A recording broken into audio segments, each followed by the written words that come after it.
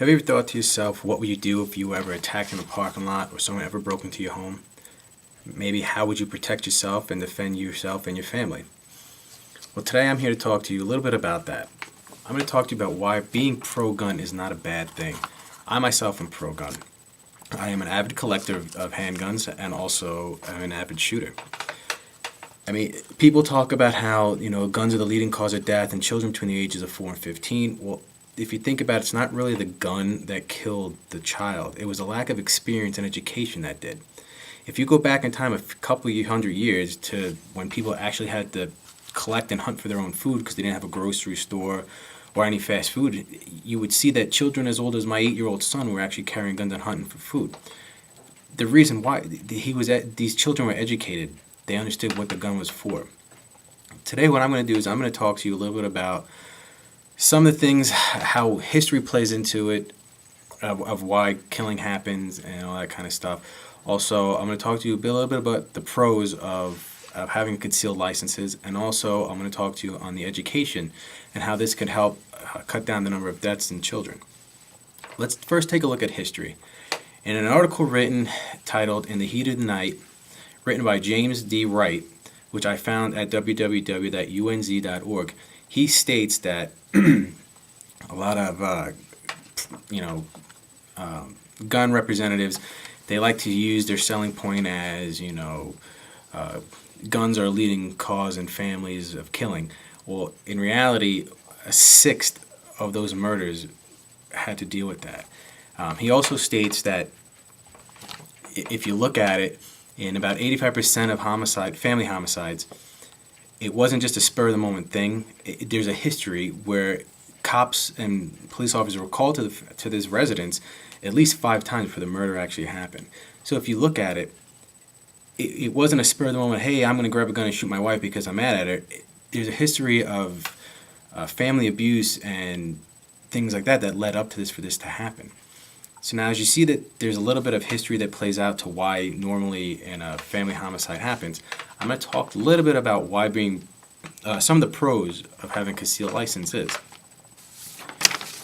I'm going to read this straight off my notes because this is pretty much the Second Amendment of the U.S. Constitution.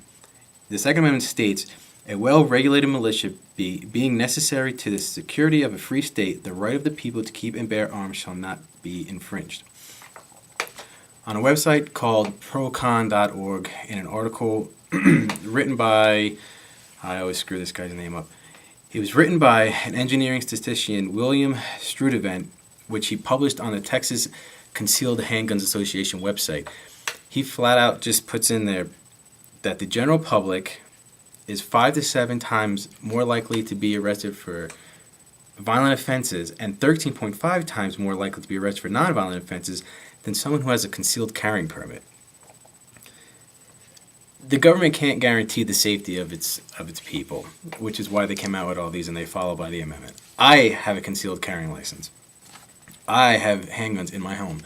I have a handgun readily available in case there is an intruder. The rest of my handguns, they're all locked away, unloaded, and with the safety on, so my children are nowhere near them, and if they could get them, they wouldn't even know how to get into them and use them. There's nothing wrong with it. The Second Amendment's there for a reason. We should utilize it. It's not a bad thing. That's just some of the cons, some of the pros as to why I believe having a concealed license is a good thing. Now that I've talked a little bit about that, I want to get on to how education can really play a big factor into dropping the deaths in children. I mean, just think about it. You get educated on everything else. Why not gun control? In an article written by Anna Guido in 2003, it's a website. Let's see if I can find it real quick. She's talking about the Ohio State Representative Gerdell. Let's see, and her article is called "What Do Kids Learn from Gun Education?" It was found on the Inquirer.org. If you Google that website, the title right there will bring you straight to it. It's in the, like I said, March 2003 edition. What this guy's pretty much saying is that in the county that he grew up in, it's a rural county. You would never hear about gun deaths, but it's not the same in the urban areas. He flat out states that if children are educated, they would know more about this. flat out. He says it right there in his quote, or in his statement that he wrote, that we teach about sex education, drug education, and everything else. Why not teach about gun education? I believe that. We teach everything else. Why not teach about gun education? You would teach your kids the proper way how to handle a firearm if they ever came across it. I mean, they play all these video games that have to deal with killing and shooting and everything, but you know what? If you would actually take the time to sit down and talk to your kids about it, it probably would benefit it. So today I spoke to you a little bit about history and how it plays a factor in family homicides. I talked about some of the pros of having a concealed license. I also talked about how education can play a very big factor in the safety of anybody.